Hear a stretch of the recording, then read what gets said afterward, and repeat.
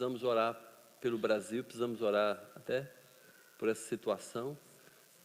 Algumas outras pessoas também, por algum motivo, não puderam vir, seja problema de saúde, seja problema de algum impedimento.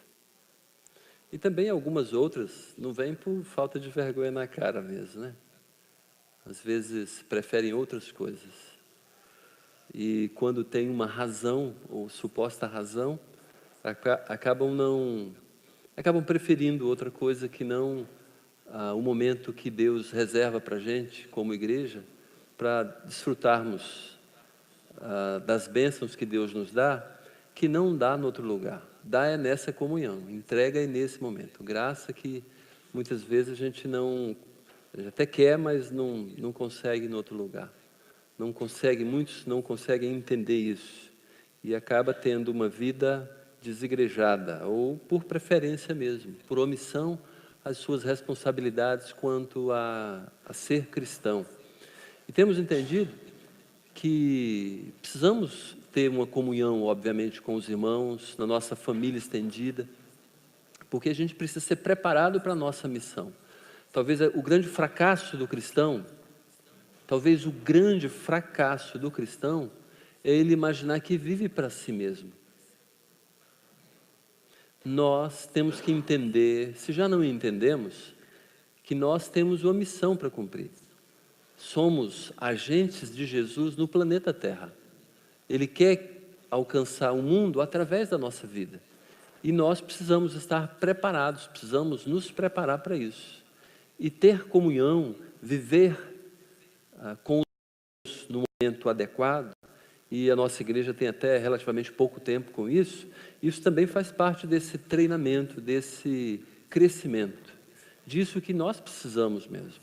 Se a gente olha só para nós, no que diz respeito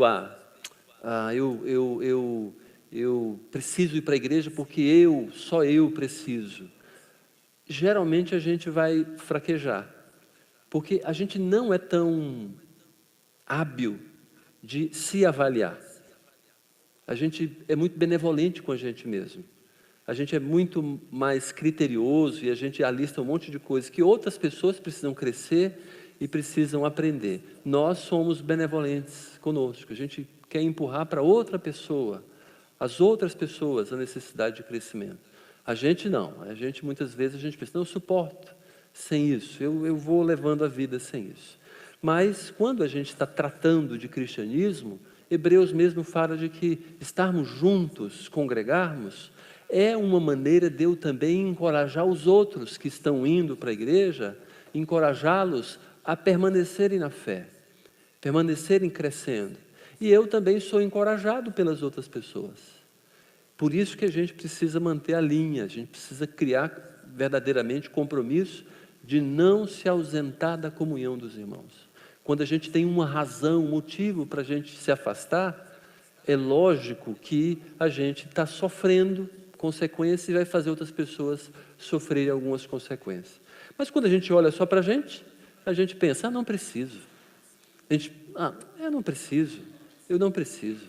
O problema é que você vai criando um abismo para a sua própria vida. De um não preciso, daqui a pouco você não prezo, não coloca o valor sobre aquilo. Então, daqui a pouco, rapidamente até, você vai querer se desviar e deixar de lado essas responsabilidades de cristão mesmo. E eu tenho falado que isso é basicamente igual tomar água. Quem vai se acostumando a não beber água, ele passa um dia sem tomar água e às vezes nem sente falta. O problema é que, é claro que a curto prazo, a pessoa não sente muito. Mas em médio prazo e longo prazo, vai acontecendo uma desgraça no seu corpo. Por isso que a gente, muitas vezes, é tomado de alguma crise, seja renal, ou começa a perceber que está muito envelhecido, porque a gente tem uma comparação, uma crise. Mas se não acontece essa crise, a gente vai se habituando. Aquela normalidade de tomar 2 litros de água, porque muitas vezes as pessoas falam isso mesmo, né? Preciso tomar 2 litros de água por dia. E isso, na verdade, não é nem isso. A gente precisa tomar 1 litro de água a cada 30 quilos que a gente tem. Eu mesmo preciso de um pouco mais do que 2 litros de água. E a pessoa, às vezes, passa sem tomar 1 litro por dia, ela já acostumou, pelo costume. É a mesma coisa com disciplinas espirituais. Não ir à igreja, não ler a Bíblia, não orar. A gente precisa tomar uma atitude com relação às disciplinas espirituais. Eu estou, claro, só estou querendo encorajar vocês, mas também estou falando para aqueles que estão nos ouvindo, que vão ouvir, que de alguma maneira vão perceber, vão ou ouvir ou assistir o sermão, porque obviamente precisam também desse momento de comunhão dos santos, a congregação, o congregar aqui junto com a igreja.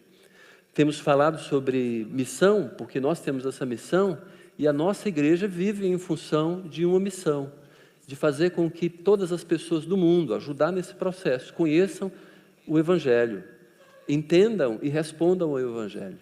É claro que a começar daqui, a começar da minha família, dentro de casa, minha vizinhança, meu bairro, meu setor, minha cidade, mas também olhando e pensando quem está lá no Gabão, quem está lá em Angola, quem está lá na China, quem está lá na Finlândia, pensando também de alguma maneira em ajudar aquelas outras pessoas a compreenderem a graça de Jesus. Nesses dias, a gente vai tratar e vai, se funcionar aqui, peraí. A gente vai começar, na verdade, uma nova série. Essa série ela está baseada no livro de Colossenses. Uma exposição do livro de Colossenses. E eu fiquei surpreso quando comecei a ler mais uma vez o livro de Colossenses, porque eu não tinha percebido nele a mensagem que ele está nos propondo. E eu quero falar a respeito de essa questão, que é basicamente aquele lado que o cristão tem, que é uma antipropaganda ou um anticristão, mesmo sendo cristão. E a gente vai ter algumas surpresas com o livro de Colossenses. Na verdade, eu vou falar sobre o outro lado do cristianismo, das igrejas cristãs. Não de todas, mas de algumas igrejas cristãs que fazem um desserviço para o cristianismo. E eu vou falar do outro lado por causa de que não tudo, mas quase sempre tem um outro lado para ser observado. Já viu disputa, briga? Briga, se você ouve só uma pessoa, você vai fazer um julgamento errado. Tem um outro lado também para a gente avaliar. Greve, tem mais do que um lado. A gente está sofrendo isso no Brasil, essa situação hoje. Manifestação, tem mais que um lado, obviamente. Discussões sobre algum tema, a gente precisa juntar os dados, ver os lados também. É engraçado que até remédio tem 2 lados, não tem? Remédio, você toma um remédio pensando que só tem benefício, mas ele traz um malefício também, porque é droga. Você resolve uma coisa, mas se não tomar cuidado, você vai ter um outro problema para resolver. E às vezes nem resolve aquele primeiro, e aí você ganhou um outro problema também. Mas olha, muitas religiões e movimentos religiosos preferem a obscuridade para que um dos lados não seja conhecido. E a gente vai estudar um pouco sobre isso. E olha, a gente falou agora sobre a nossa missão, porque a gente não quer que ninguém que esteja aqui na nossa igreja, imagine que a gente tem outras intenções, senão a de fazer Jesus conhecido em todos os lugares do planeta. A gente se esforça para isso. Algumas pessoas chegam na igreja e podem até não gostar disso. Não quero, eu queria outra coisa. Mas obviamente já sabe que ela não vai ficar enganada aqui, porque nós temos essa missão e o que fazemos está voltado para isso. Agora, antes de continuar, eu queria orar e pedir ao Senhor que Ele nos ajude para que a gente tenha entendimento da vontade dEle, principalmente da pergunta que já quero lançar para cada um aqui. Onde está Jesus na sua vida? Quem é Ele para você? Porque isso tem a ver com a temática que vamos trabalhar. A abordagem que o apóstolo Paulo fez no livro de Colossenses tem a ver com o quanto você entende Jesus, ou o quanto você leva em conta Jesus. Quem é Jesus para você? Pai eterno, por favor, nos ajude nesse momento. Precisamos da Tua graça. Começamos agora uma nova série e pedimos que o Senhor nos abençoe na exposição do livro de Colossenses. Nos ajuda, precisamos do entendimento que só o Senhor pode dar. Reconhecemos de que, embora precisamos fazer alguma coisa, mas sem o Senhor absolutamente nada acontece. Como diz a Tua palavra, o Senhor mesmo falou que sem o Senhor a gente nada pode fazer. E também o salmista Davi falou de que se o Senhor não edifica a casa, em vão trabalha aqueles que a edificam. Por isso pedimos que o Senhor nos conduza, a nossa mente, o nosso coração, para a gente entender a Tua vontade. Que a gente não saia daqui com as mesmas coisas que chegamos, do mesmo jeito que chegamos. Por favor, Pai, nos abençoe. Precisamos do Senhor. Abençoe a todos que estamos aqui, para que a gente tenha aproveitamento do momento que o Senhor nos está permitindo. Nos abençoe, por favor, em nome de Jesus. Amém. Quero agradecer, claro, a você que está aqui, seja visitante, seja membro da igreja, porque eu sei que Deus lhe trouxe aqui, você permitiu que Deus lhe trouxesse aqui, porque Deus tem alguma coisa especial para falar para você essa noite. Mas é bom que a gente também tenha os olhos atentos, ouvidos atentos, a mente aberta para ouvir do Senhor. Embora muitas vezes a gente queira as emoções afloradas, a gente quer sentir alguma coisa, que esse sentir, ele passe primeiro pela consciência. A gente precisa aprender, a gente precisa entender, o entendimento é importante.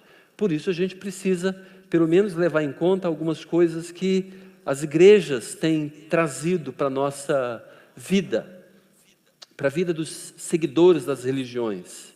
Muitas vezes a religião cristã, muitas vezes a religião cristã, ela está muito mal falada por conta do misticismo que se instalou em algumas igrejas. Sabe, a valorização de uma vida debaixo de forças sobrenaturais e muitas vezes inexplicáveis. Desde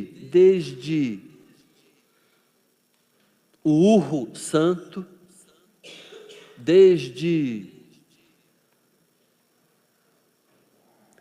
orar pelo copo de água para aquele que vai beber dessa água depois receber algum benefício, até fazer aquela campanha de 7 sábados orando às 7 da noite para receber 7 dias de gasolina grátis.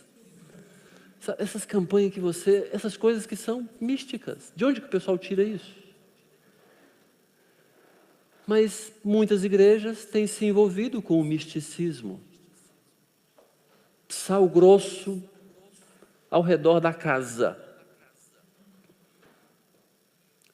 O pior é que as pessoas colocam e juntam isso, querem que isso implique em maturidade e espiritualidade superior. Se a pessoa não é envolvida com isso, se a pessoa não conhece esses mistérios, ela é um crente, um cristão inferior.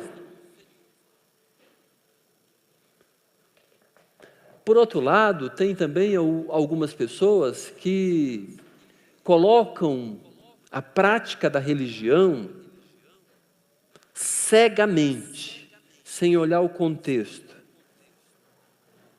sem avaliar os critérios de que aquilo foram estabelecidos.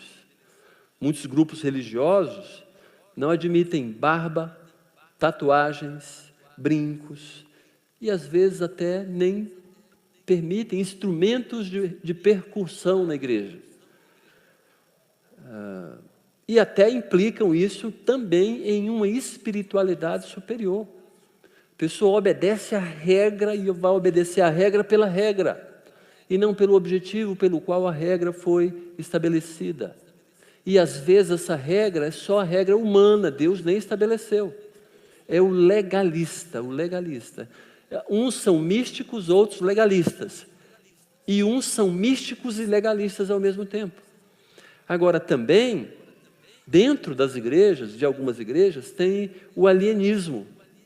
Tornar a pessoa alienada, sem pensar, sem entender, achando que, obviamente, a imposição da necessidade de compreensão é falta de fé. Aí a pessoa tem que obedecer as regras cegamente, obedecer coisas relacionadas àquilo que é colocado ali, e você não precisa entender, você tem que só obedecer. Acham que a razão e a lógica são contrárias à fé, e muitas vezes chamam a razão e a lógica de ferramentas de Satanás. Uma das evidências disso é aquela história de não tocar no ungido do Senhor. Alguém já deve ter ouvido isso.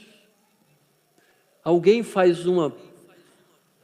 um líder cria ou estabelece ou faz alguma coisa fora da Bíblia, seja um ensinamento herético, seja aquele camarada que está no segundo, terceiro casamento e ainda permanece como líder, e alguém vai questionar alguma coisa, e a pessoa não tendo uma resposta bíblica ou sensata, ele vai falar sobre, olha, nós não podemos tocar no ungido do Senhor. Na verdade, isso é alienação.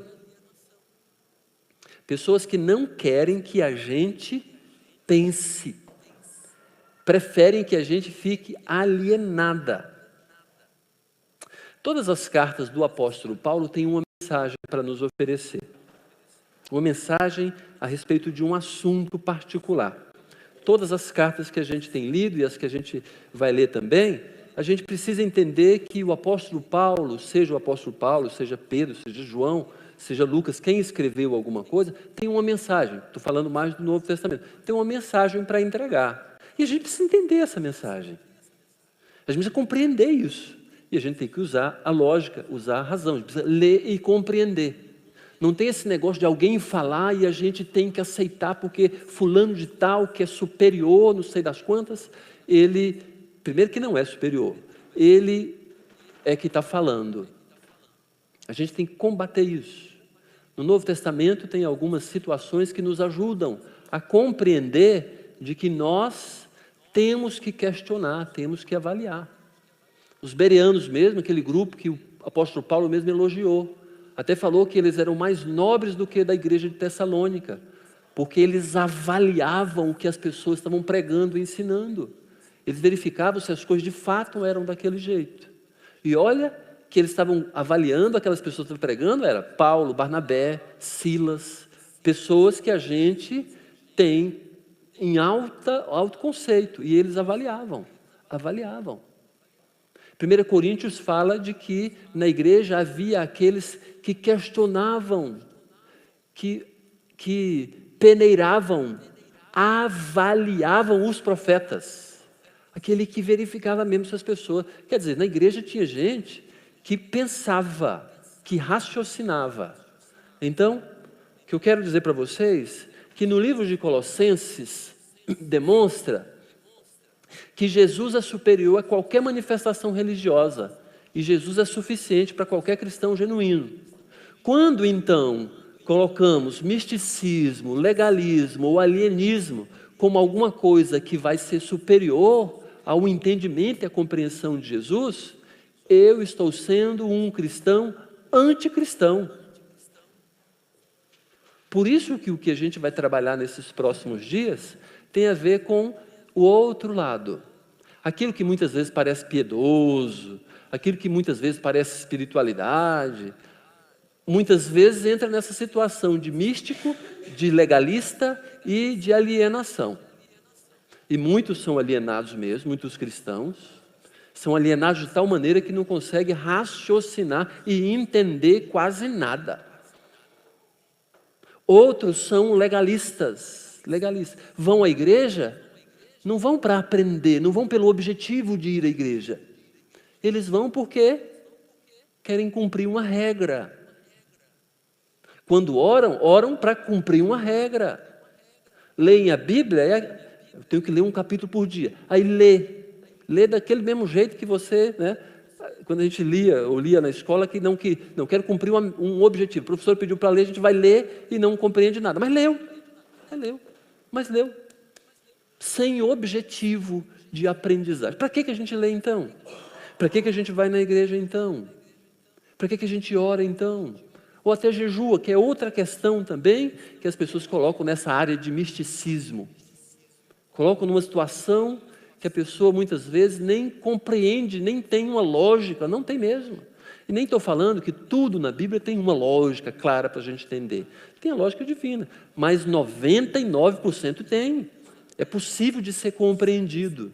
Tem uma resposta que a gente, com o raciocínio que Deus nos deu, a gente consegue compreender o objetivo. Então, Colossenses, basicamente, tem essa mensagem.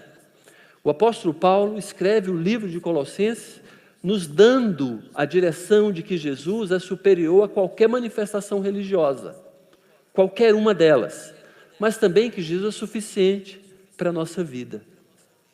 Eu não preciso de complemento, eu não preciso em Jesus, eu não preciso de alguma coisa a mais, eu não preciso sentir um friozinho, um calorzinho, eu não preciso falar em línguas, eu não preciso, eu preciso de Jesus.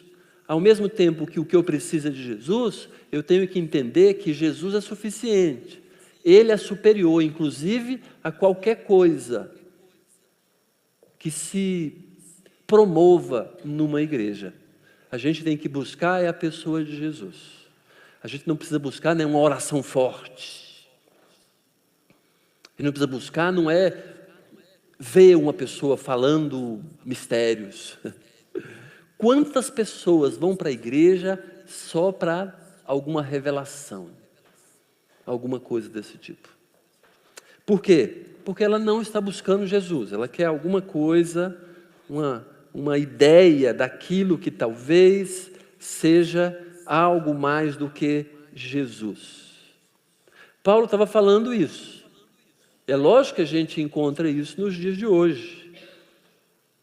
Tem muitas igrejas que são tidas como históricas, que ela tem muito doutrinamento, mas tem pouco evangelho, que é Jesus.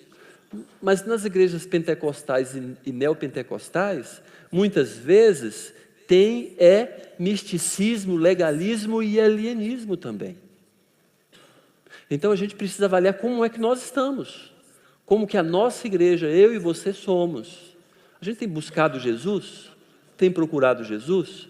Como é a nossa igreja no que diz respeito à manifestação? O que a gente tem buscado? Qual é o valor que a gente tem dado? O livro de Colossenses, então, vai nos ajudar a compreender uma série de coisas. Por isso, a gente precisa começar na sua leitura agora. Você pode abrir a sua Bíblia em Colossenses, capítulo 1. O versículo 1 já nos traz aqui algumas coisas impressionantes. Versículo 1. Começa dizendo: Paulo, a referência de quem escreveu a carta, apóstolo de Cristo Jesus por vontade de Deus, e o irmão Timóteo. Apóstolo, aquele que foi enviado com uma missão. Mas olha que ele está dizendo que ele não é só um apóstolo no sentido do termo, da palavra apóstolo, de enviado. Mas, olha só, ele é de Jesus Cristo por vontade de Deus. Enviado por Jesus, pela vontade de Deus eterno. Sabe que isso aqui já nos entra numa crise atual. Sabe por quê? Os apóstolos que existem hoje, muitas vezes esses apóstolos são um clamor da igreja mística, da igreja que fica com invencionismo, que querem uma pessoa, uma figura, um santo, um tal de poder, para que quando ele impor a mão sobre mim, eu deixe de fumar, por exemplo, que eu deixe de preguiça para ir trabalhar, que são questões morais que eu preciso resolver. Ao invés de eu resolver, eu fico querendo, ou quando impõe a mão sobre mim, que os meus problemas financeiros vão embora, ao invés de eu controlar o meu cartão, ou controlar as minhas despesas. Paulo, apóstolo de Cristo, apóstolo daqueles que foram nomeados e chamados por Jesus. Queria só dizer para você sobre as qualificações do ser apóstolo, apóstolo cristão, apóstolo bíblico. Pelo menos três qualificações que eu alistei aqui, que a Bíblia nos ajuda. Primeiro, ser comissionado diretamente por Jesus. As qualificações do apóstolo, que inclusive é relatado em Atos, é de que ele precisava ter sido, de alguma maneira, comissionado pelo próprio Jesus Cristo.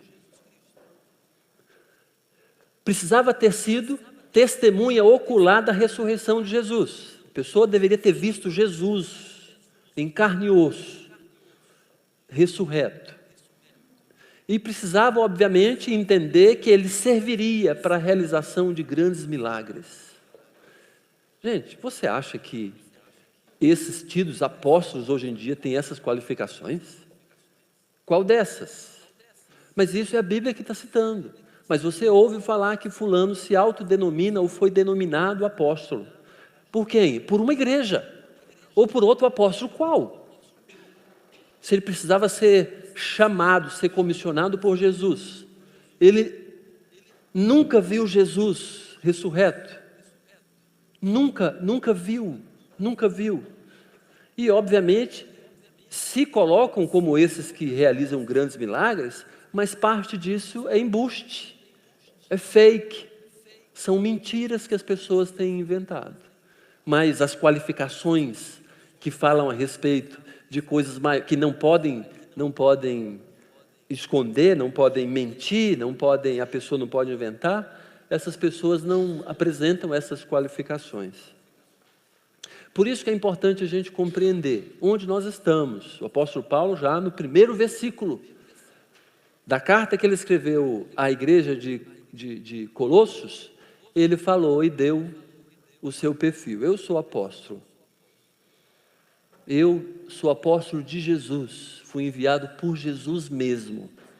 E a gente vê o relato disso, quando ele foi afetado por Jesus, no caminho de Damasco. Quando ele foi encurralado por Jesus. O apóstolo Paulo teve uma visão, ele viu Jesus, foi comissionado por Jesus. E posteriormente também. Mas o que eu estou querendo dizer é que o próprio apóstolo Paulo, no livro de Colossenses, está nos afirmando quem ele era. Justamente para dizer que tem autoridade de dizer aquilo que ele viria a dizer. Ele falou que estava ele e o irmão Timóteo escrevendo para a igreja de Colossos, da igreja aos Colossenses. Ele não foi comissionado e nem enviado por uma igreja. Ele foi comissionado, foi chamado, foi escolhido pelo próprio Jesus. E os dois, Paulo e Timóteo, estavam escrevendo para a igreja de Colossos. Versículo 2, e aí ele diz: aos santos e fiéis irmãos em Cristo que se encontram em Colossos. Graça e paz a vós outros, da parte de Deus, nosso Pai. Ele já começa a listar aqui, dizendo para quem ele está escrevendo a carta, e qualifica para quem ele está escrevendo a carta. Aos santos e fiéis irmãos em Cristo, que estão, obviamente, numa igreja, que era nova, ou estava sendo estabelecida, estava sendo plantada, mas que já corria o risco de sofrer dificuldades para o seu crescimento saudável, porque já tinha aparecido gente para atrapalhar o crescimento daquela igreja. O crescimento saudável, pelo menos. Aí ele lista, falando que eram santos e fiéis irmãos. Santos no sentido posicional.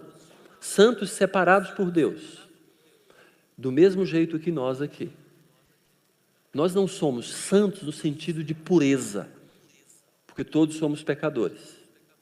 Mas somos santos no sentido de separados, reservados, porque a palavra santo também tem esse significado. De ser separado para um propósito.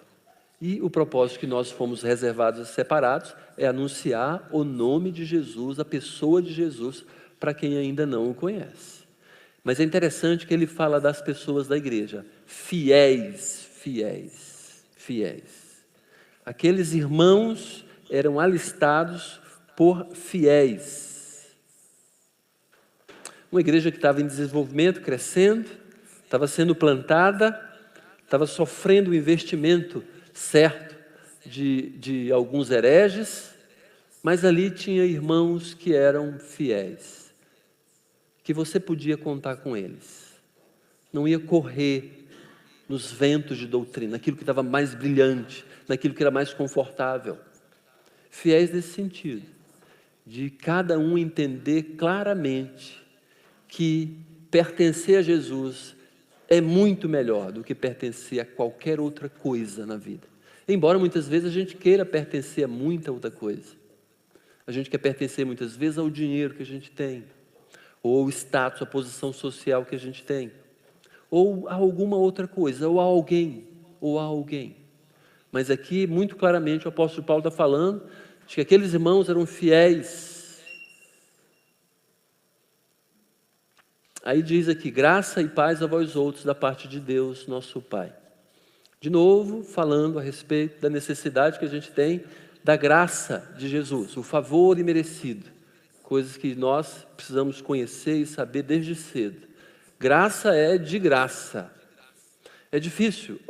Cada dia eu tenho percebido que a própria religião embota a nossa mente. Olha, nós estamos hoje aqui e você tem a oportunidade de avaliar se você sabe o que é graça. Essa semana mesmo eu estive conversando com um casal que, embora já tenha estrada de igreja há muito tempo, eu fiz essa pergunta, o que é graça? O que é graça? Você sabe o que é graça? Não consigo definir o que é graça. Como não? A Bíblia fala que pela graça que nós somos salvos. Se a pessoa não consegue definir o que é graça, e é isso mesmo. E você sabe definir o que é graça? O que é graça? Graça é de graça, free, 0800. É alguma coisa que não me custa nada. É o favor que Deus nos concede que eu não mereço. Mas a religião, quando fala de graça, graça, fica aquele negócio, né? Zen, místico, sem uma definição, sem as pessoas entenderem o que é. A graça de Deus, a pessoa, graça, deve ser uma coisa boa. Deve ser uma coisa boa. Certamente. Mas essa coisa boa nem sempre, na graça de Deus, é confortável para nós. Mas quando se fala sobre graça, graça significa não me custa nada, um favor imerecido. Quando diz pela graça sois salvos, quer dizer pela graça que nós somos salvos, quer dizer que não me custa nada. Eu sou salvo pela graça de Jesus. Deus me dá a salvação e não me cobra nada pela salvação. Ele me dá a salvação de graça, não é por eu fazer alguma coisa, não é por eu merecer, porque eu nunca vou conseguir merecer. Eu não consigo me salvar. A salvação é de graça. Porque se eu conseguisse fazer alguma coisa para ajudar na salvação, a salvação não era de graça. E a Bíblia fala, pela graça sois salvos mediante a fé, isso não vem de vós, é dom de Deus, não de obras para que ninguém se glorie. 5 vezes num só versículo, numa só passagem fala a respeito de que a salvação não me custa nada. Graça e paz a vós outros, da parte de Deus, nosso Pai. Paz. Só Deus pode nos dar paz. A paz espiritual que o planeta, o ser humano deseja, que busca muitas vezes, em tantas outras coisas, busca na maconha muitas vezes, busca na vingança muitas vezes. Deus nos dá. Paz espiritual quer dizer realização, satisfação interior. Deus nos concede. E o apóstolo Paulo estava orando e pedindo que esse favor, em tantas áreas, não só da salvação, a salvação já tinha dado, mas em tantas outras coisas também que nós precisamos, fosse dada para aqueles irmãos de da cidade de Colosso, mas a paz também. E eu digo para vocês que Deus quer nos dar paz mesmo. E Ele retira a paz da gente se a gente estiver em desobediência, se a gente estiver em pecado. O que eu preciso, então, é obedecer ao Senhor para continuar com a paz espiritual. Mesmo salvo, mesmo convertido, mesmo entendendo que a salvação é de graça, ainda assim, mesmo assim, se eu estiver em desobediência, Deus me tira a alegria da salvação, me tira essa paz interior. Se eu estiver em pecado, não adianta. A menos que a gente finja, a menos que a gente diga que aquilo que a gente sente, momentâneo, é paz, mas não é. A felicidade que o ser humano espera, almeja, sonha, só Deus quem pode conceder. Ele nos dá, e essa paz e tranquilidade, Ele não tira se a gente estiver em obediência ao mandamento dEle, às ordens dEle. Versículo 3. Do versículo 3 até o versículo 8, o apóstolo Paulo vai nos falar a respeito de coisas que ele já estava enxergando, que ele já sabia daquelas pessoas. Olha só o que ele diz: damos sempre graças a Deus, Pai de nosso Senhor Jesus Cristo, quando oramos por vós, desde que ouvimos da vossa fé em Cristo Jesus e do amor que tendes para com todos os santos. Então, ao mesmo tempo, ele fala de graça novamente, ele está falando que ao mesmo tempo que ele ora pelas pessoas, ele também dá graças a Deus. Por que, de novo, graças a Deus?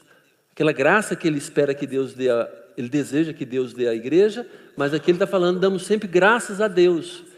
O apóstolo Paulo está entendendo, e já tinha entendido, que a qualidade daqueles irmãos, a maturidade espiritual deles, era porque Deus derramava graça sobre eles. Damos sempre graças a Deus. O que ele está falando, graças a Deus?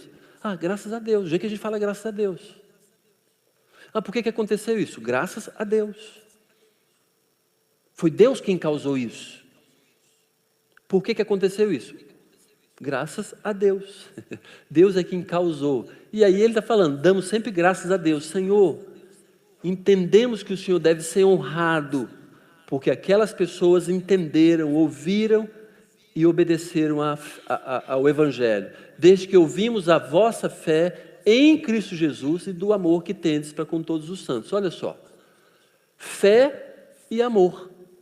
O apóstolo Paulo dava graças a Deus, porque aquela igreja que estava em Colosso, igreja que o apóstolo Paulo provavelmente nem conhecia ainda, mas já tinha ouvido falar, ele está relatando sobre isso aqui, tinha duas características importantes: fé e amor. E está estampado aqui. E ele dava graças a Deus. O apóstolo Paulo ouviu sobre a fé e o amor das pessoas da igreja. Mas é muito bom saber que tem muita gente que ainda confessa Jesus através da sua conduta perceptível, uma conduta de fidelidade e de amor. É ruim e triste quando alguns cristãos não demonstram que têm fé em Jesus. Prefere muitas vezes apelar para o tapa, prefere muitas vezes enganar, roubar. E muitas vezes não demonstra amor, não demonstra caridade, prefere fazer aquilo que vai de alguma maneira lhe beneficiar, independentemente de dar prejuízo para as pessoas.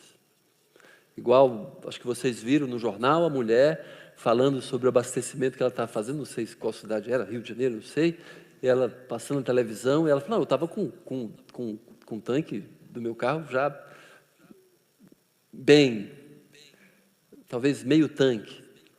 Mas ela, é engraçado que ela mesma confessou isso, mas a gente é meio egoísta mesmo. Ao invés da gente olhar para os outros, eu estou aqui enchendo o tanque do meu carro, porque eu sou egoísta mesmo. Ela falou desse jeito, foi sincera. Mas o triste é você, cristão, fazer isso. Eu, cristão, ao invés de olhar para as pessoas, para as necessidades das pessoas, a gente passa por cima, Não é que a gente tem tanta necessidade. É que muitas vezes demonstra egoísmo. E é interessante que o apóstolo Paulo está falando que aquela igreja era autenticada por ser uma igreja que não era egoísta, mas tinha amor. Amor é o inverso de egoísmo. E aí ele fala, por que a igreja era e tinha fé e amava? Por causa da esperança que vos está preservada nos céus. Gente, olha só, entendam isso aqui agora, isso é muito importante que a gente entenda. Se você, por algum motivo, perder alguma coisa agora, retome aqui, vamos entender isso aqui.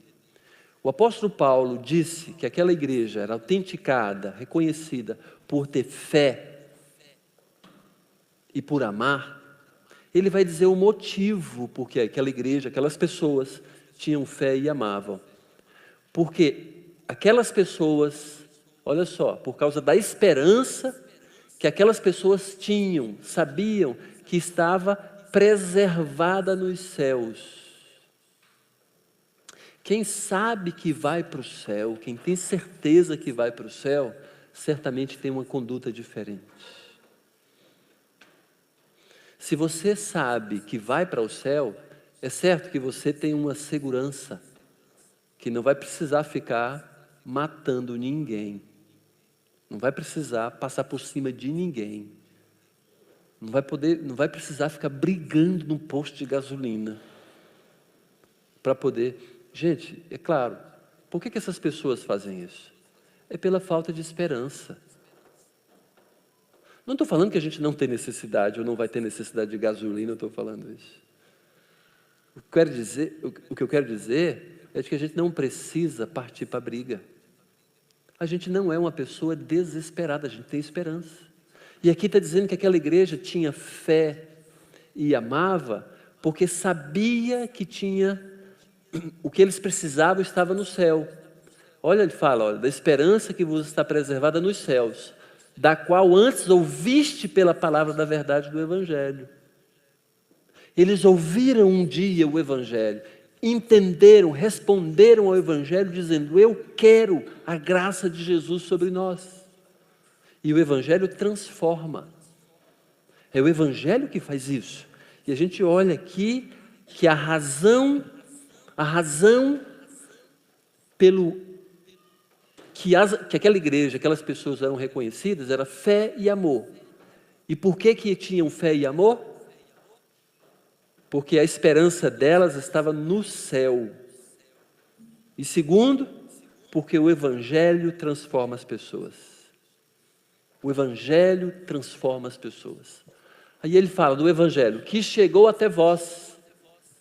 É o complemento de toda a frase. Chegou até eles. Chegou de alguma maneira, ele vai falar como que chegou aqui. Mas antes ainda, como também em todo mundo está produzindo fruto e crescendo. Tal como acontece entre vós, desde o dia que ouvistes e entendeste a graça de Deus na verdade. De novo falando sobre a graça.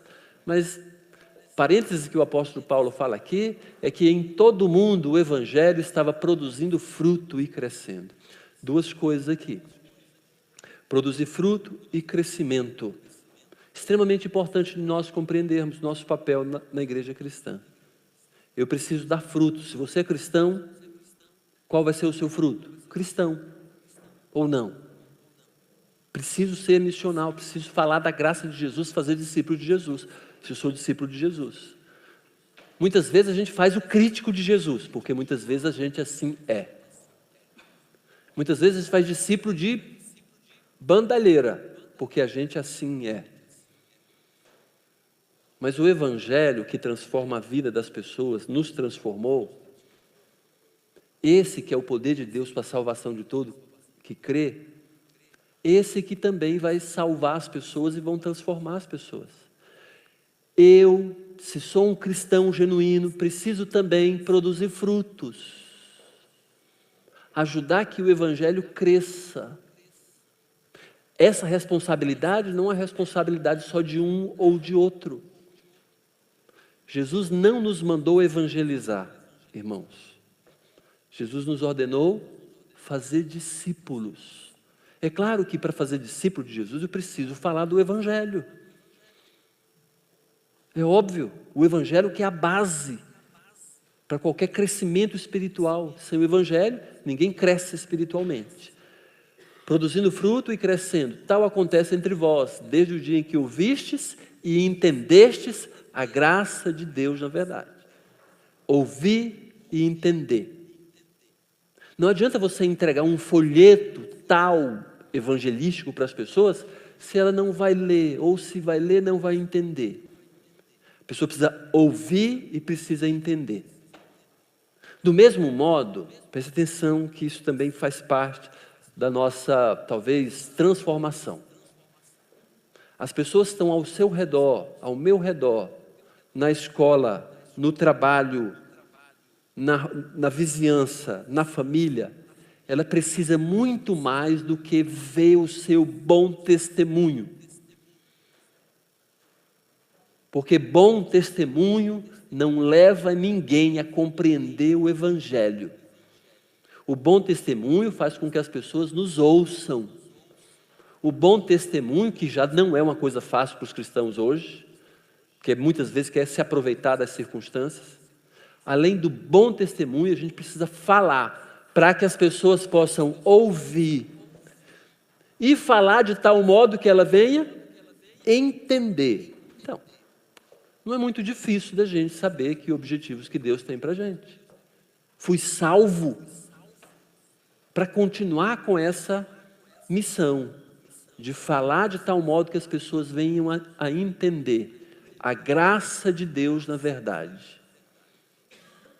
Qual é a graça de Deus? Salvação que eu não posso causar, não posso produzir por mim próprio. Salvação que é me dada de graça. Por quê? Porque eu não consigo me salvar, porque sou pecador. Então Deus, no seu amor enorme sobre nós, por nós, mandou Jesus para morrer na cruz, para morrendo na cruz, pagar o preço dos nossos pecados. Pagou os nossos pecados então na cruz. E aí Jesus nos oferece a salvação de graça.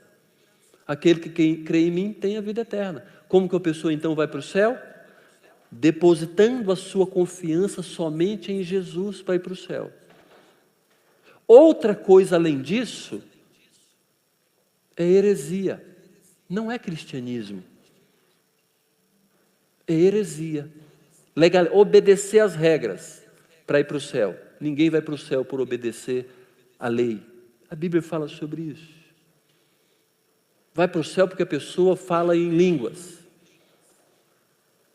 Se a pessoa tem essa sustentação, não vai para o céu. Aqui então, desde o dia em que ouvistes e entendeste a graça de Deus na verdade. Antes não.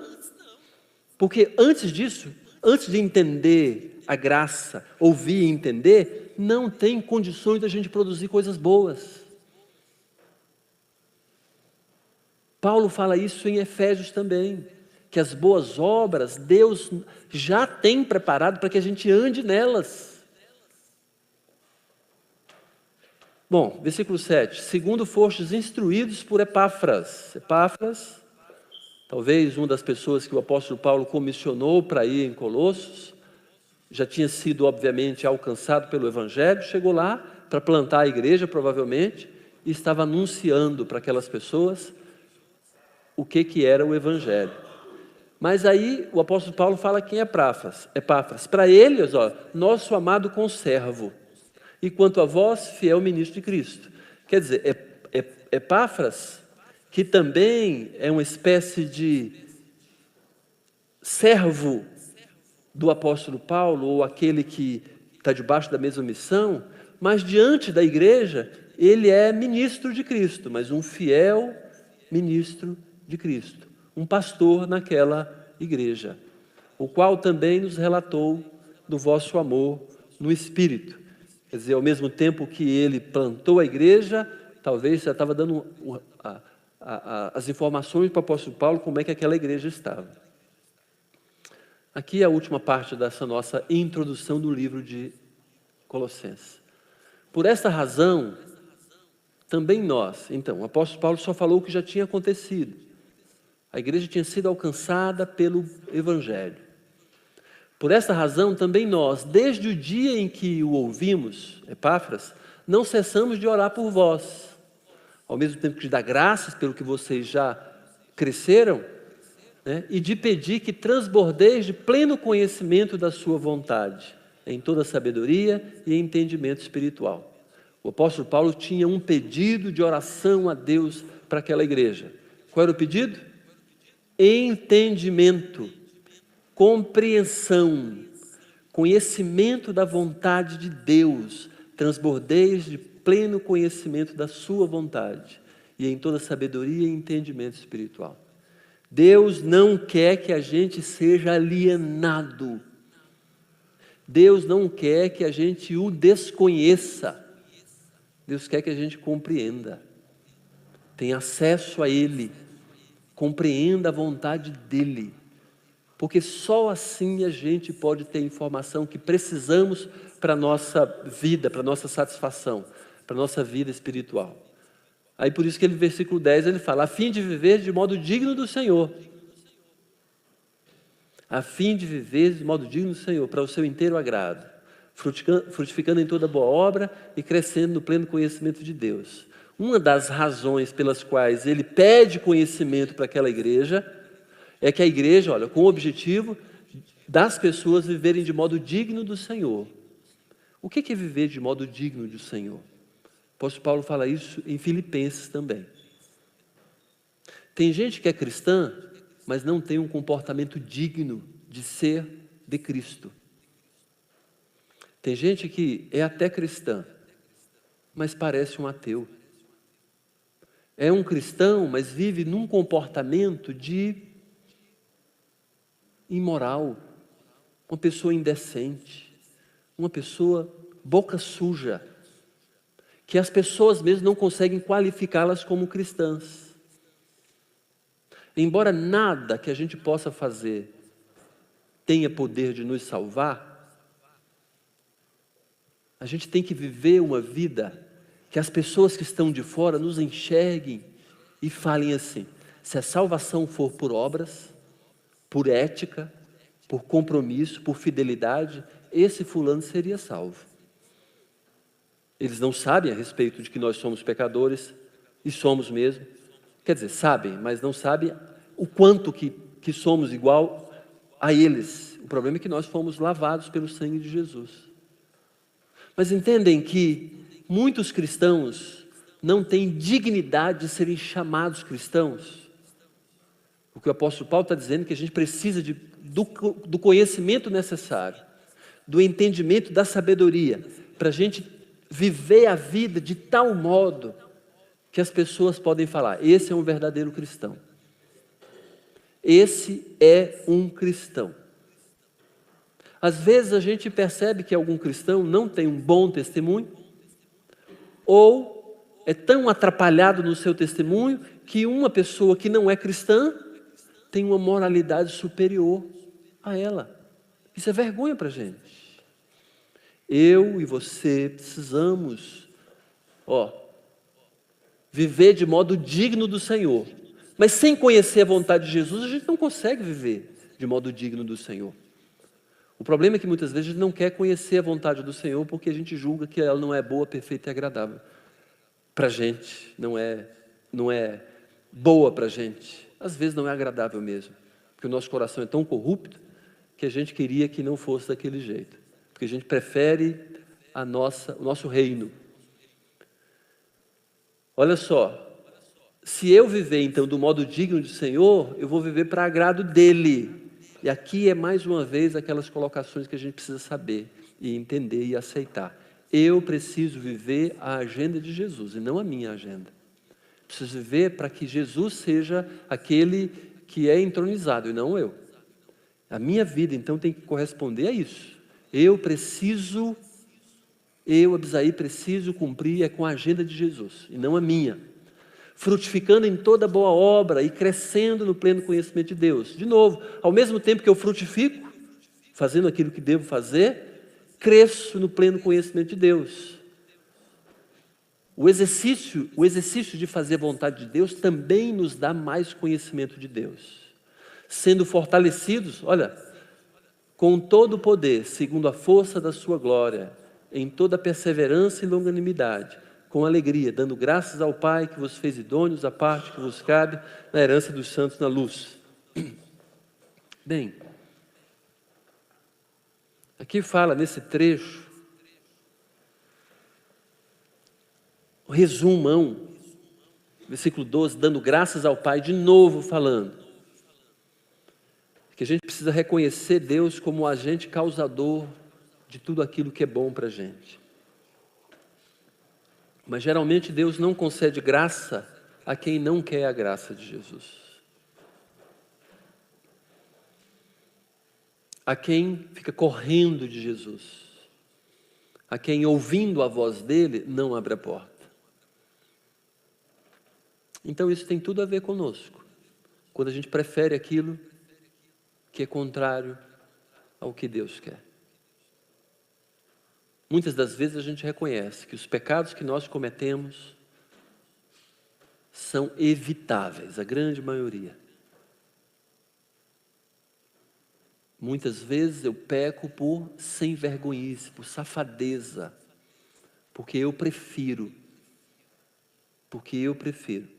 Desde a falta de gentileza, quando eu devo ser gentil, até roubar um banco.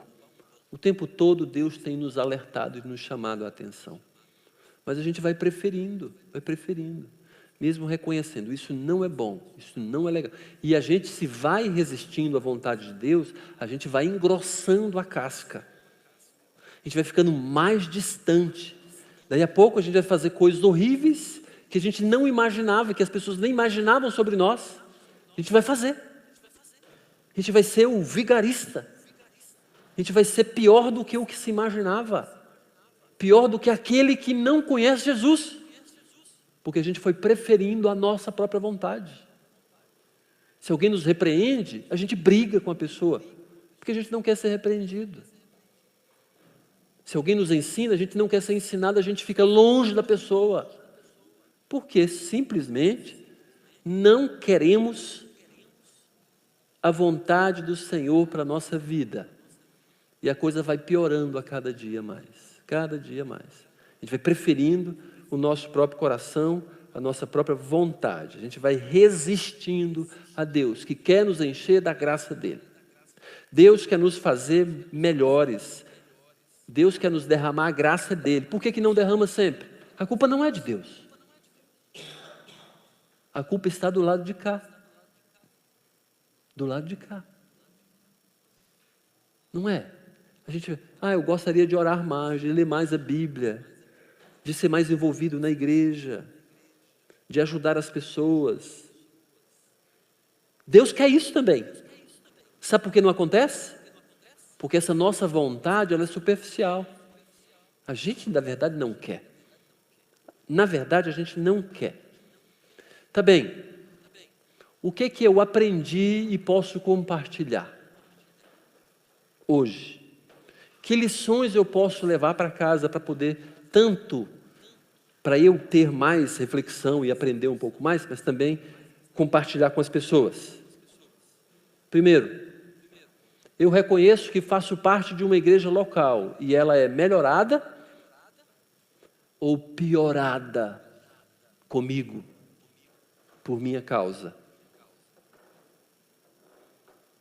Se você faz parte de uma igreja local,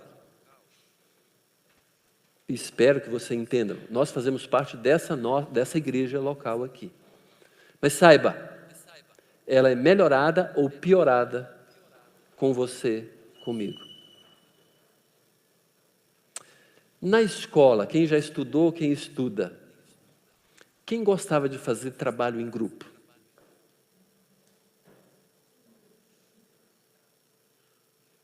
Por que a maioria não gosta de fazer trabalho em grupo? Por quê?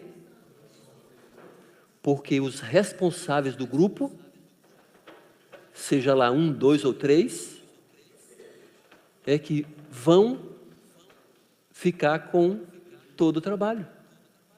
Não é assim? Eu detestava fazer trabalho em grupo, porque eu queria, pelo menos, tirar uma nota boa, fazer alguma... Quer dizer, numa época, né, na minha vida, depois que eu fiquei mais maduro. Eu detestava quando o professor falava em trabalho em grupo, porque alguns corriam para fazer parte do grupo daqueles que eram responsáveis. Para quê? Para eles se desresponsabilizarem. Aquele grupo, então, a pessoa não tinha consciência que na média do grupo, aquele cara ia puxar o grupo para baixo. Não é assim? Geralmente sobra para os mais responsáveis, para os mais maduros. Lembra disso agora também? Se você faz parte de uma igreja local, essa igreja ela é melhorada ou piorada por você. Por mais que isso possa ser agradável ou desagradável ao seu coração, é a verdade. No geral, você ajuda ou não. Jesus falou isso. Aquele que não ajunta, espalha. Quem não é por mim, é contra mim. Em tudo é assim. No seu trabalho é assim. Numa igreja local, do mesmo modo. Um dos esportes que eu mais joguei foi vôlei. O vôlei era interessante, o voleibol era interessante, sabe por quê? Porque não adiantava ter uma pessoa super boa, super bom no time, se no time tivesse uma ameba. Porque o adversário, logo identificando, fazia prevalecer esse mais ruim do time. Era muito melhor ter atletas ou jogadores medianos do que ter um, dois bons e o resto topeira. Sabe? É bem assim mesmo. É bem assim mesmo. Nossa vida cristã diz respeito à comunidade. Diz respeito a eu fazer parte. Se eu faço parte, a comunidade que eu estou envolvido, que eu faço parte, ou ela é melhorada ou piorada por mim. Na média, na média, eu sou contado. Ou vai ser melhorada ou vai ser piorada. Igreja local é minha família estendida. Agora pergunte você próprio. Tem gente que nem quer fazer parte de igreja por causa disso.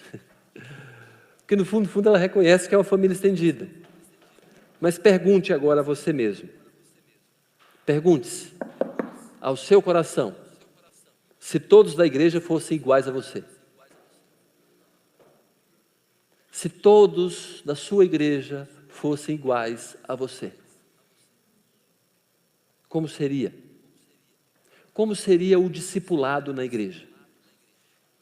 A responsabilidade de acolher os novos na fé e conduzi-los ao crescimento espiritual. Como seria? Se todos da igreja fossem iguais a você. Como seria? Como estariam as finanças da igreja? Se todos fossem responsáveis, assumissem a sua responsabilidade, fizessem as contribuições que você faz. Como seria? Como seria a ajuda na vida das pessoas da igreja durante a semana? Se todos da igreja fossem iguais a você. Será que eu sei, compreendo, tenho uma vivência com outras pessoas da igreja, a ponto de poder ajudar se elas têm necessidade? Segundo, não sei por que não foi, mas vai agora. O que eu aprendi também e posso compartilhar, que a evidência que aceitei o Evangelho é fé, amor e engajamento na missão.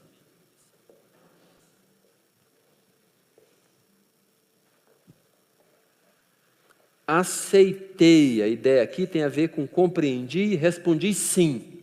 Evidência de que eu compreendi e disse sim ao Evangelho. A evidência que eu e você, olha só, a evidência de que nós, de fato, compreendemos e dissemos sim a Jesus é fé, amor e missionalidade. Você pode dizer, de fato, que é que é digno do Evangelho, é digno do nome cristão? Há uma quantidade horrorosa de pessoas nas igrejas que não entenderam o Evangelho. Não conhecem Jesus, mas estão nas igrejas. Não vão para o céu ainda, porque não entenderam a salvação, a graça de Jesus.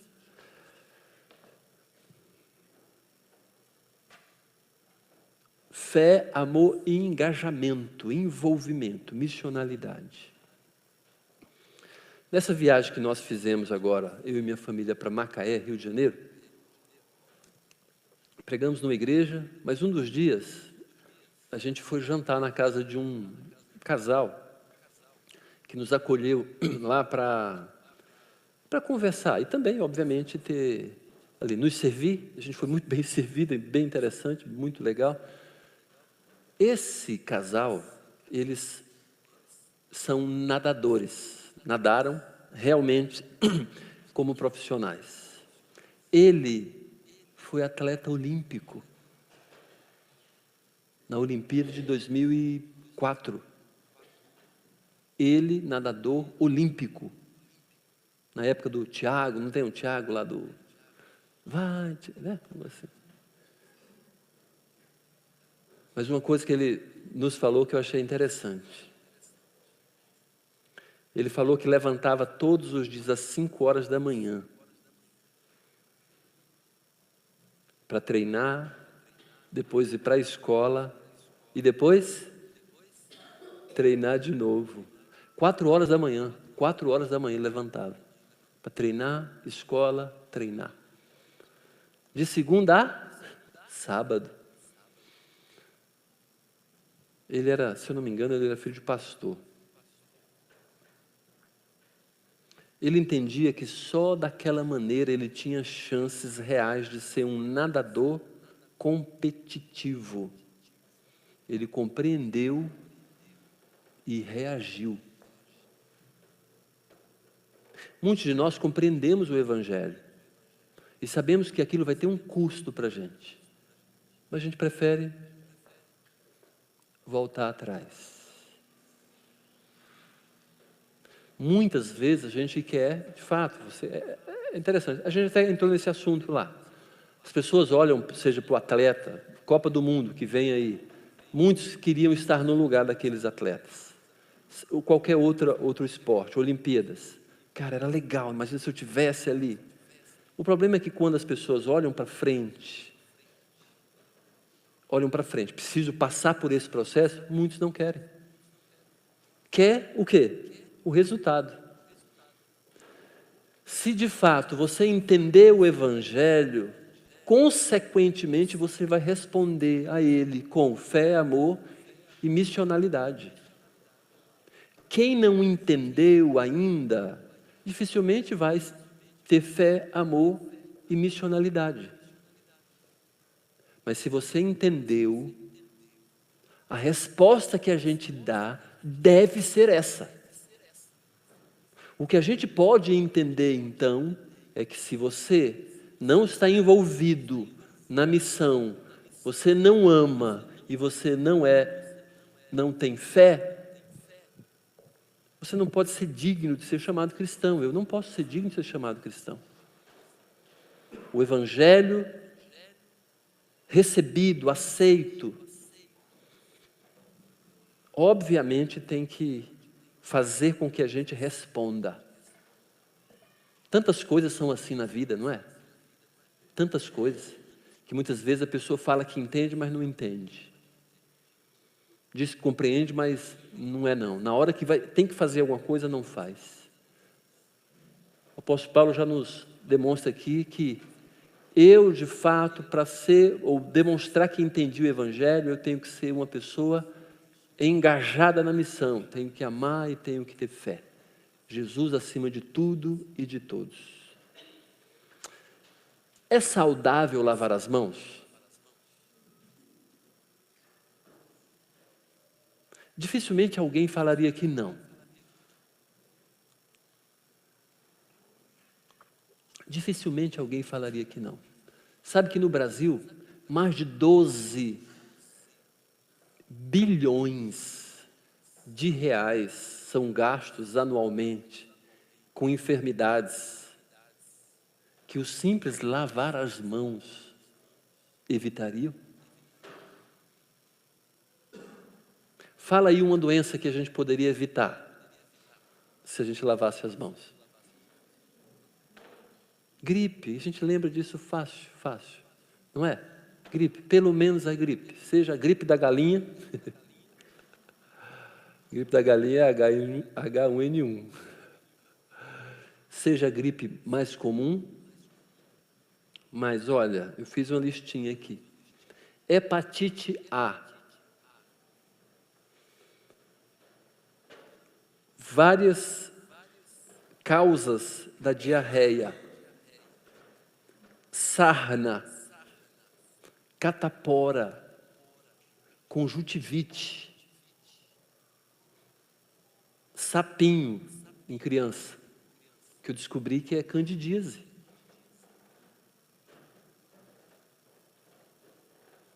E a terrível infecção hospitalar. Saber disso não adianta se eu não demonstro isso na prática. É o que a gente precisa concluir aqui.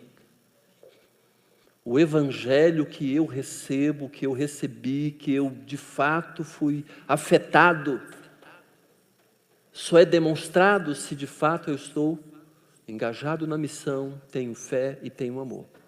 Não é um probleminha qualquer que vai me desviar das minhas responsabilidades. Por fim,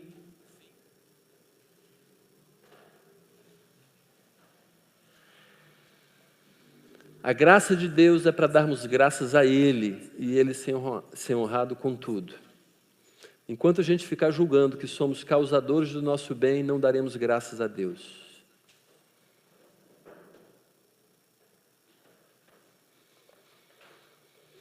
Você não precisa entender tudo. Não precisa entender como aconteceu o processo. Mas se você tem alguma coisa que você possa dar valor, dê graças a Deus porque não foi por você mesmo. Às vezes a gente consegue entender que Deus, pela soberania e misericórdia dele, Ele demonstra fazendo as coisas. Você acabou de fazer uma oração e na hora aconteceu alguma coisa. E aí você não tem nem jeito de fugir. Mas você tem que entender, se tem alguma coisa boa na sua vida, na sua família, tem acontecido ou já aconteceu, dê graças a Deus. Porque ou Ele causou ou Ele permitiu. O problema é que muitas vezes a gente não quer relacionar isso com Deus.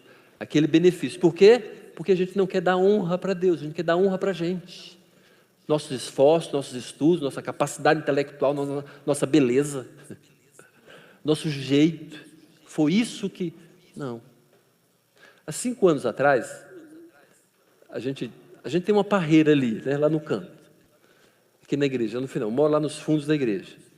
A gente tinha plantado uma parreira ali. E nos primeiros anos, por incrível que pareça, os 2 primeiros anos, ela dava 2 safras. E uma das safras era no meio do ano, naquela secura maluca. Então a gente aproveitava as chuvas, podava a parreira e ficava beleza, bonita. Mas mais no meio do ano, eu podava de novo e ela, por 2 anos, deu uva no meio do ano. No ano seguinte, ela já não deu no meio do ano. Talvez 1 mês ou 2 meses antes de eu ter podado aquela parreira, na esperança dela dar no meio do ano, no período da seca, a gente tinha dado o nosso cachorro, o Argus, que alguns aqui conhecem, que veio a falecer, não, que morreu um tempo atrás, alguns meses atrás. Sabe que eu, depois que percebi a razão pela qual a parreira dava 2 vezes ao ano, sabe por quê? Porque eu fui fazer um buraco no canto para plantar alguma coisa que nem deu certo. Aí eu vi que essa parreira, a raiz dela se estendia e fazia uma volta e pegava bem em cima de onde, veja só, ao limpar a casinha, as meninas, limpando a casa do cachorro, lavando todo dia, aquela água, escondidamente, nem existe essa palavra, né? Escondida, ela desembocava num lugar que a gente nem percebia direito, mas sabia que saía. Mas quando o cachorro foi dispensado, foi dado, acabou-se a rega no período da seca. Lavava lá, escoava a água por um cano, passava por debaixo de toda a calçada e pertinho da parreira. Às vezes a gente fica muito tempo da nossa vida sem perceber os efeitos de alguma coisa. Talvez eu ficasse imaginando que era a minha sabedoria ou o meu jeito de podar aquela parreira que davam a safra no período da seca. E, idiotamente, eu ia ficar mantido nisso, até que aconteceu essa situação. Olha, precisamos dar graças a Deus. Ele quer ser honrado com a nossa vida. E você que é cristão e sabe que Deus é soberano, você precisa dar graças a Deus sempre. Não imagine que é a sua esperteza, que você tem alguma coisa. Seja um emprego, seja saúde, seja o que for. Seja o que for. Habilidades que você tem. Competências que você tem. Dê graças a Deus. Família que você tem. Dê graças a Deus. Porque foi Ele, ou Ele tem causado ou permitido. Porque no dia que Ele tirar a mão, certamente você vai se estrambelhar.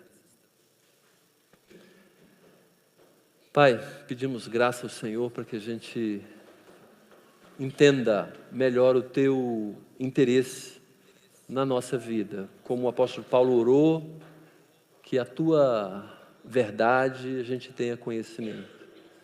Que a gente possa compreender o Teu interesse. Que possamos realmente ter sabedoria, discernindo aquilo que precisamos discernir. Nos abençoe, por favor.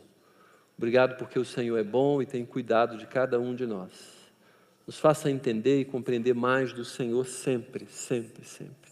Nos abençoe com esse livro de Colossenses, que a gente possa entender, mas também que a gente possa colocar em prática, Senhor.